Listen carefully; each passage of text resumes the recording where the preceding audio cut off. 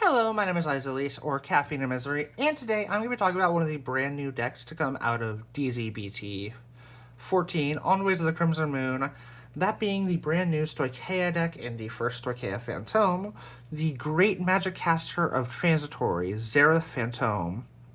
Zerith, like the other magic caster Bureaucrea, revolves around use of 3 magic set orders, a grand magic order, along with revolving around the Crimson Moon order to be able to pay the cost for its Fantôme skill.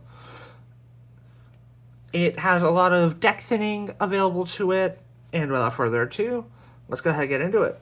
Starting, of course, with the future magic caster Zerith and the apprentice magic caster Zerith, who, when she rides up from the future magic caster for Soul Blast, she gets to search out 3 differently named magic cards from the deck and put them in the order zone. You'll shuffle up the deck, and if you put in one or more from hand, you'll draw a card. Before moving on to the rest of the ride deck, let's quickly talk about the 3 magics. The first being the Grade 1 Enhanced Magic Startle King, who, as long as you have a Grade 1 or greater magic caster, you can rest it, give one of your units 5k, and then you cannot use any other magics this turn. All 3 have the condition where it's looking for the magic caster of the same grade, and that you will be locked out of using other magics the turn, other than by a magic caster's ability. The Grade 2 Voxel actually has 2 skills, both of which have the cost to rest it. One will draw a card, the other will draw and discard. And lastly, the Grade 3 Ex Lunis has an additional continuous that when your unit would be called by its ability, the on-place auto abilities do not activate, and by when it's used, you get to call it a non-sentinel from drop. All of them also have the continuouses that you can only have one of them in the deck. Moving back to the ride deck, though, we've got the Grade 2 Peerless Magic Caster Zerith, who, when rolled upon by a Grade 3 Zerith, you get to search your deck or face-up damage for either Grand Magic or a Crimson Moon, and put it to drop. If you search the deck, you shuffle. If you put a card from damage, you put the top card of your deck into damage face-up. And you can play 2 orders, and cannot play orders with the same name until end of turn. So this will let you play one of your Grand Magics and a Crimson Moon in the same turn, when she's rode upon by the Grade 3 Zerith, who, as an act ability for Counterblast 1, can call a Grand Magic Caster Transitory Zerith Fantôme token to the back row center, and it'll gain that it can attack from the back row, it gets drive -1, and performs drive checks until end of turn. Other than that, she has her Fantôme skill that, as long as the opponent's Vanguard's Grade 3 or greater, you bind all of your Crimson Moons from Soul and Drop, pick the same number of triggers other than over triggers from the drop, and shuffle them back into the deck. Until the end of the fight, you are not able to activate the Fantôme skill again with a unit of the same name.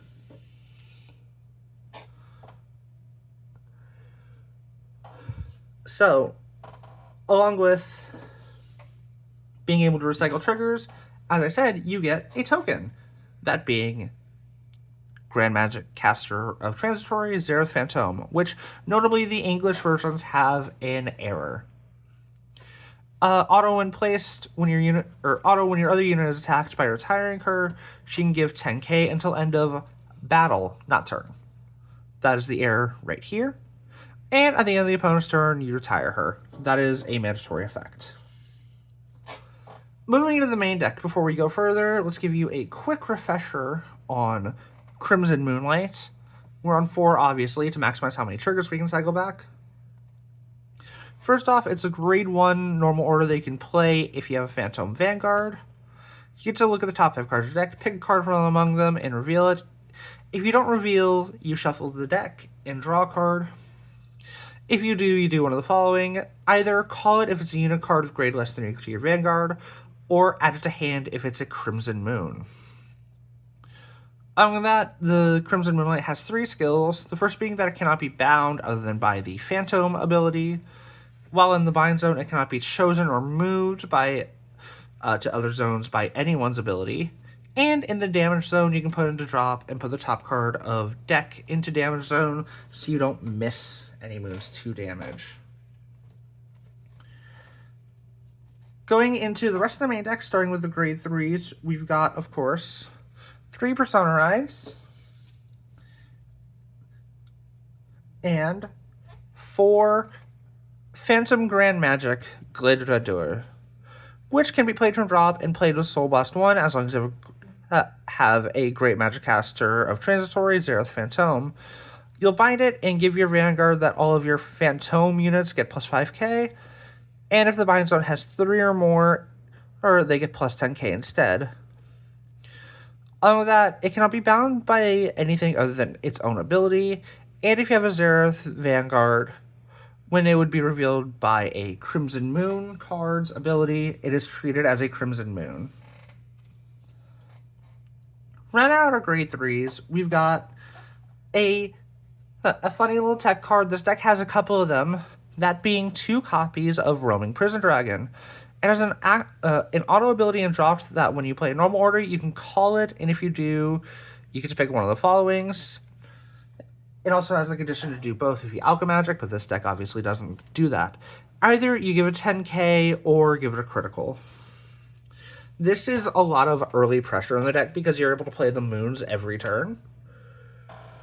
So if you ditch it to drop, you've got a guy with a critical, you just need to get a booster behind him. Or give him an extra little bit of power with Startle King.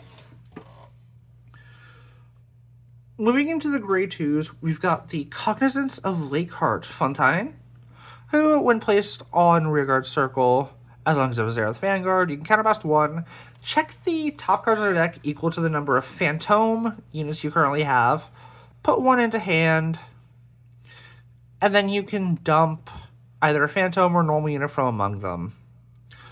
Other than that, while in the front row, as long as you have a grade 3 or grade, whenever your grade 3 or greater Fantôme attacks, if you have a Zerith Vanguard, she'll get 5k until end of turn.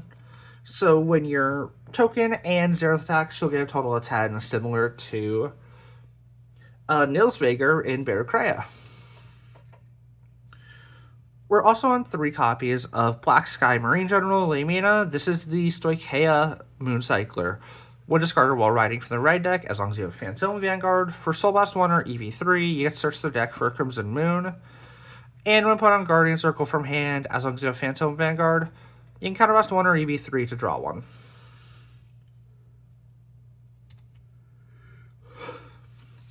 Like I said, we've got some funny tech cards. The other one being Rancor Spear Trooper, a grade 2 from DZ-BT-14.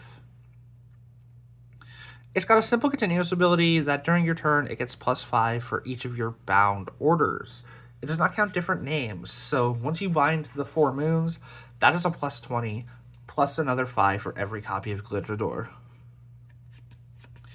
Running out the grade 2s, we've got 2 more cards, the first being the Mutual Phoenix Main Pence, who is an ace unit with the unique skill that when put on rear, she'll gain 5, then you can EB3, check the top 7 cards of your deck, pick 1 card from among them, dump it, and then you can call a card from your drop. On that, when she attacks, if your opponent's Vanguard's grade 3 or greater, she'll get plus 5, and if the drop has 10 or more cards, she'll get another 5.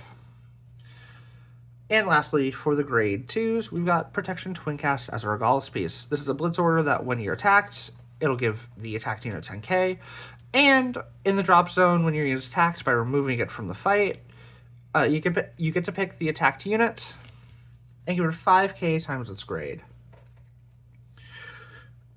Moving into the grade 1s, we've got 3 copies of Collating Junior Signa, which, when placed on rare, as long as you have a Zerith Vanguard, you get to look at the top 3 cards of the deck and dump 1. And he's also a 10k guard. And 4 Sentinels. Yep, we don't actually have any boosters aside from Signa in the deck. Signa and triggers, and you're fine to call triggers. Speaking of triggers, we're on 8 criticals, 3 shield fronts, 4 heals, and The OT I am currently playing in Zerith is, of course, the Source Dragon Deity of Blessings, Bless Favor, which has the additional effect when Drove Tech to draw a card, give your unit a critical, give the front row 10k, and heal a damage. It is all 4 trigger types.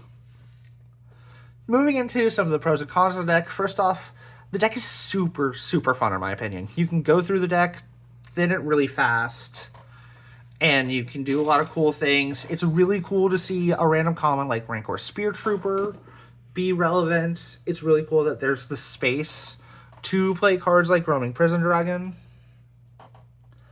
Along with that, it's really good at thinning out really fast. We're on the 3 Lamina, obviously, but the Moons will rip a card out every turn until your Persona rides onward. The Ride Line will rip 1 card from deck. Voxel is always going to be able to just give you a free card. Fontaine searches in a very cool way. The deck is really good at consistently getting that down, and it has very good defense. The token being able to give 10k on an attack, having 10k guards, being able to hold your triggers for your mulligan, so you have early guard. That is really, really cool, really powerful. And I think that's my favorite part. Because the deck recycles your triggers, you are very okay to look at your opponent, look at their sleeves, I think they're playing this, I want this guard value, and just hold on to that critical, that heal even that you picked up. Because the only restriction is that it cannot put back the OT. So you can recycle your heals and play really aggressively too. Moving into some of the cons of the deck, though, not a lot of the units are actually that big until some later turns. Zerith herself doesn't give anything any extra power. It's Glidodur. And that's only an extra 5k until there's 3 copies in Bind Zone. So your Zerith token is only 18k until later turns because it's not getting the Persona Ride.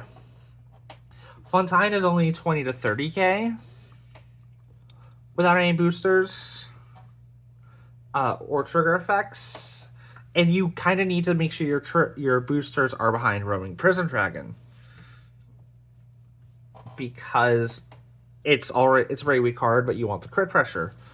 That is what makes Rancor Spear Trooper really important, because that is your beat stick. That is the thing that gets really big. Once you have all your orders in bind, it is a 50k base before Persona Ride.